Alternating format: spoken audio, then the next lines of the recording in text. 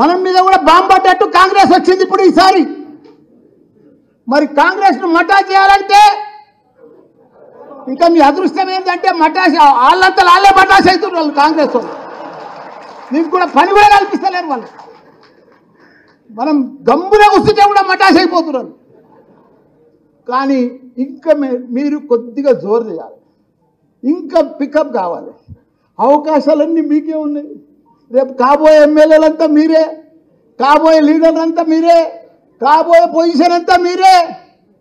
కాబట్టి మీరు ప్రతి ఒక్కరు కూడా ఒక సైనికుల లెక్క, జపాన్ సైనికుల లెక్క, ఒక సోల్జర్ లెక్క, ఒక ప్రజల లెక్క చేస్తే ప్రపంచమంతా ఈ మీటింగ్ చూస్తుంది. 27 తారీఖు మీటింగ్ ప్రపంచమంతా ఎదురు చూస్తుంది. వరంగల్ మీటింగ్ మీకు తెలుస్తలేదు. మీరు ఇప్పుడు సినిమానే చెప్తుంటే మీరు మజాక్ అనుకుంటున్నారు. నేను చెప్తున్న జిహెచ్ఎంసీలు ఎప్పుడైనా మజాకే తీసుకుంటారు. మీరు సీరియస్గా తీసుకోవాలి, మీరు సంకల్పం పెట్టుకోవాలి, ఖచ్చితంగా పట్టుదలతో తీసుకురావాలి.